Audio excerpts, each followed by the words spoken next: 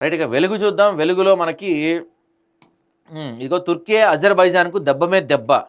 పాక్ మద్దతు ఇచ్చిన 2 దేశాలకు భారత్ లీడర్ల షాకు. మరి అమెరికాకు షాక్ ఇవ్వగలుగుతామా మనం ఎప్పుడైనా? పిల్లలు మరి వీళ్ళు ఫిదా అయిపోయారంట.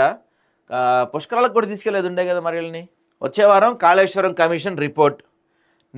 నిరుడు మార్చిలో కమిషన్ ఏర్పాటు, 14 నెలల విచారణ, అన్ని అంశాలతో 400 పేజీలకు పైగా రిపోర్ట్ రెడీ. కేసీఆర్, హరీష్ బహిరంగ విచారణ లేనట్లే. మరి ఏం చేస్తారు అది. తుది దశకు ఫార్ములా ఈ రేస్కి. రైట్. ఇక అవుటర్ వెంట సోలార్ గ్రిడ్.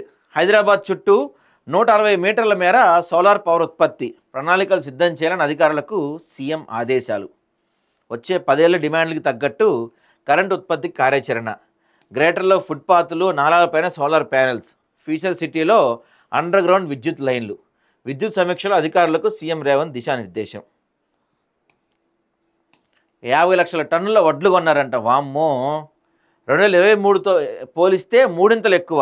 ఏడగొన్నారు మరి ఇన్ని లక్షల టన్నుల వడ్లు? నాకైతే ఏడ కనపడలేదే. మన పోలీసులు వరల్డ్ నెంబర్ 1 అంట. డ్రగ్స్ కంట్రోల్లో మొదటి స్థానంలో హెచ్ఎన్యూ. Dubai world police summit 2025. Very good. హాస్పిటళ్లకు అడ్డగోలు అనుమతులు, డాక్టర్ లేకపోయినా సరే. సర్టిఫికెట్లు వెరిఫై చేయకుండానే రెన్యువల్. అవినీతికి పాల్పడుతున్న పలువురు డిహెచ్ఎంఓలు. బై మిస్టేక్ రాసినట్లున్నారండి మీరు వెలుగులో. పలువురు కాదండి, అందరూ.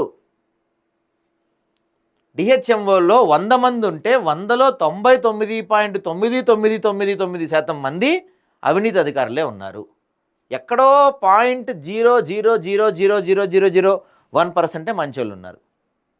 ప్రూవ్ చేస్తాను నేను, కావాలంటే ఎవరైనా వస్తే. హాస్పిటల్స్లో జరుగుతున్న దందా, స్కూల్లో జరుగుతున్న దందా ఏడా జరగదు తెలుసా? ఎక్కడ కళ్ళు దాన్ని ఏమంటారు, నాటు సారానో లేకపోతే ఈ డ్రగ్స్, ఈ దందాలు ఎంత జరుగుతాయో వాటిని మించిన డబల్ దందా ఈ స్కూళ్ళు, ఈ హాస్పిటల్స్. వీటి గురించి ప్రభుత్వం మాట్లాడదు. ఎందుకంటే ఈ స్కూల్ యాజమాన్యాలు ఇచ్చే ఫండింగ్తోనే పాపం ప్రభుత్వాలు నడుస్తూ ఉంటాయి కాబట్టి. హాస్పిటల్స్ కూడా అంతే. కొట్టుకుపోయిన చెక్ డ్యామ్లకు చెల్లింపై విజిలెన్స్ ఎంక్వైరీ. బీఆర్ఎస్ హయాంలో ఉమ్మడి కరీంనగర్ జిల్లాలో 29 చెక్ డ్యాముల నిర్మాణం. కట్టిన వెంటనే కొన్ని, కడుతుండగానే మరి కొన్ని కొట్టుకుపోయినాయి. అయినా కాంట్రాక్టర్లకు 280 కోట్లు చెల్లించిన గత సర్కారు. 287 కోట్లు కట్టిన తర్వాత పడిపోయినా ఒక అర్థం కానీ కడుతుంటేనే పడిపోయినాయి అంటండి. ఏం చేయాలండి ఇది?